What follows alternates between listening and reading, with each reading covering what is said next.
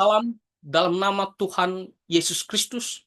Saudara-saudara, ketika kita merayakan Natal, tentunya kita berbicara tentang kelahiran Tuhan Yesus ke dalam dunia, Sang Juru Selamat satu-satunya.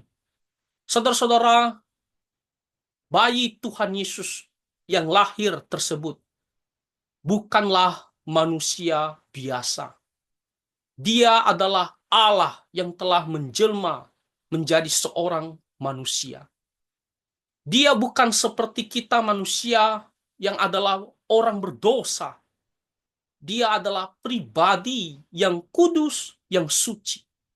Kalau kita membaca di kitab Injil Lukas pasal pertama, ayatnya yang ke-35, ketika malaikat Gabriel berbicara kepada Maria, dan malaikat Gabriel mengatakan, Roh Kudus akan turun atasmu, dan kuasa Allah yang Maha Tinggi akan menaungi engkau. Sebab itu, anak yang akan kau lahirkan itu akan disebut Kudus, anak Allah. Inilah yang membedakan kita manusia biasa dengan Tuhan Yesus.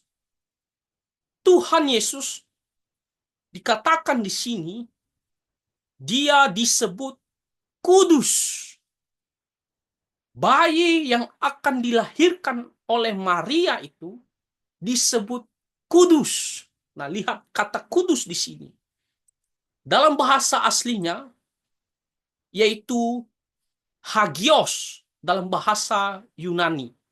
Kudus di sini hagios. Hagios artinya apa? Artinya kudus, suci, khusus, terpisahkan, beda dengan yang lainnya.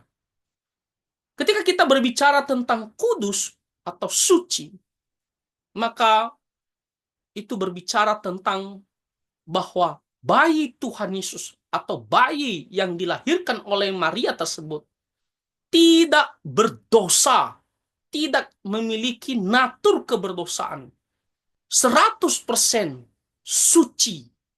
Kenapa? Karena dia adalah Allah yang telah menjelma menjadi manusia.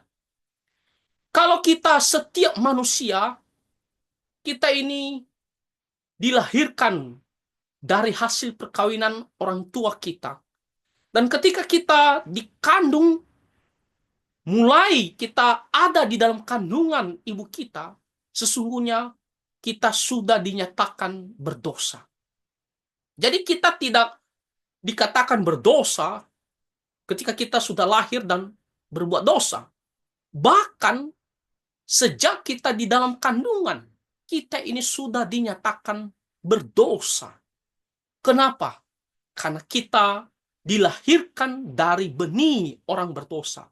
Kita mewarisi natur keberdosaan. Kita memiliki sifat-sifat natur keberdosaan. Natur kita telah dicemari oleh dosa. Sehingga sejak dalam kandungan, kita ini sudah dinyatakan sebagai orang berdosa. Tetapi Tuhan Yesus beda. Di sini dikatakan bahwa dia lahir karena kuasa Allah yang Maha Tinggi. Roh Kudus turun ke atas Maria. Sehingga dia bukanlah hasil perkawinan antara laki-laki dengan perempuan. Murni karena kuasa Allah yang Maha Tinggi. Maka hal itu membedakan dengan manusia yang lainnya. Dan dikatakan di sini, bayi yang dilahirkan oleh Maria atau bayi Tuhan Yesus itu disebut kudus, suci. Tidak bercacat. 100% adalah kudus.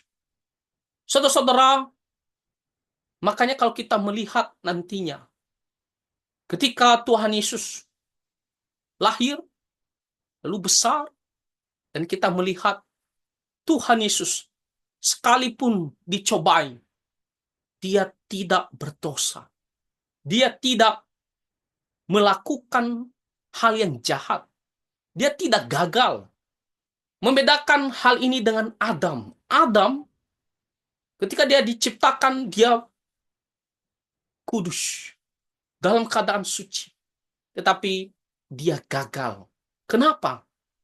Ya, kita tahu dia pada akhirnya dia melanggar perintah Tuhan. Kenapa?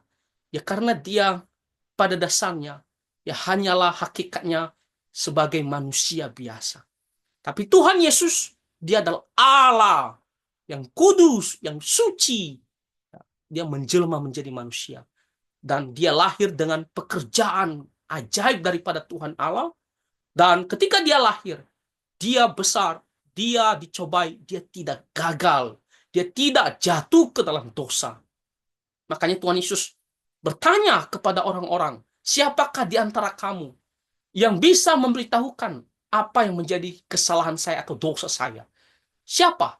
Siapa yang bisa memberitahukan bahwa saya sudah melakukan dosa? Pernah melakukan dosa? Tidak ada satupun. Kenapa? Karena memang Tuhan Yesus satu-satunya pribadi yang kudus. Ya. Ketika dia datang ke dalam dunia, ya, dia dikandung oleh Maria. Disebut di sini dikatakan ia akan disebut kudus, suci. Jadi saudara-saudara, inilah kenapa Tuhan Yesus satu-satunya yang bisa menyelamatkan kita dari penghukuman dosa. Orang yang kudus yang bisa menyelamatkan kita dari penghukuman dosa. Kalau orang berdosa mau menyelamatkan kita dari penghukuman orang berdosa, tidak bisa. Orang berdosa mau menyelamatkan orang berdosa, bagaimana? Ya, bagaimana caranya? Dia juga orang berdosa. Maka harus ada pribadi yang suci, yang kudus. Dan itu adalah Allah sendiri yang menjelma menjadi manusia. Sekalipun dia menjadi seorang manusia, dia memiliki natur lagi. Satu natur lagi. Satu, itu natur manusia. 100% adalah Allah, 100% adalah manusia. Meskipun dia menjadi seorang manusia, ketika pun dicobai, dia tidak jatuh ke dalam dosa. Maka ia satu-satunya yang layak untuk mati bagi kita, untuk menjadi korban, untuk menyelamatkan kita orang-orang berdosa. Jadi saudara-saudara, apa yang kita bisa pelajari dari firman Tuhan ini? Yang pertama, kita harus tahu bahwa Tuhan Yesus satu-satunya pribadi yang kudus. Karena dia adalah Allah yang menjelma menjadi manusia. Membedakan dengan manusia yang lain. Nabi Yesaya mengatakan kita ini manusia adalah seperti kain kotor, ya. Kita itu najis di hadapan Tuhan. Kita ini sudah tercemar oleh dosa. Tapi satu-satunya pribadi, ya, sepanjang sejarah manusia dan sampai akhir zaman, satu-satunya pribadi yang kudus, yaitu Tuhan Yesus Kristus. Kedua, karena dia adalah pribadi yang kudus, sempurna, maka dialah satu-satunya yang bisa menyelamatkan kita. Tidak ada orang lain. Tidak ada yang bisa menyelamatkan kita. Karena semuanya orang berdosa. Hanya pribadi yang kudus, yang sempurna, yaitu Tuhan Yesus Kristus. Maka oleh karena itu, kita harus datang kepadanya. Kita harus percaya kepadanya. Kita harus ikut dia. Dialah juru selamat satu-satunya.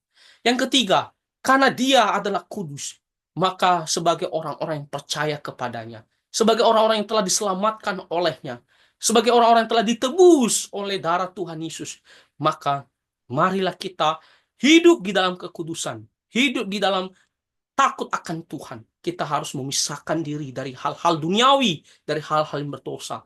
Kita harus mengikut apa yang Tuhan kehendaki melalui kebenaran firman-Nya. Saudara-saudara, mari kita menjaga kekudusan kita. Karena Tuhan kita adalah kudus. Kita anak-anaknya juga harus hidup di dalam kekudusan. Kiranya firman Tuhan ini bisa kita mengerti, dan kiranya Tuhan Yesus Kristus terus menolong kita untuk bisa bertumbuh di dalam mengikut Dia. Tuhan memberkati kita semua. Amin.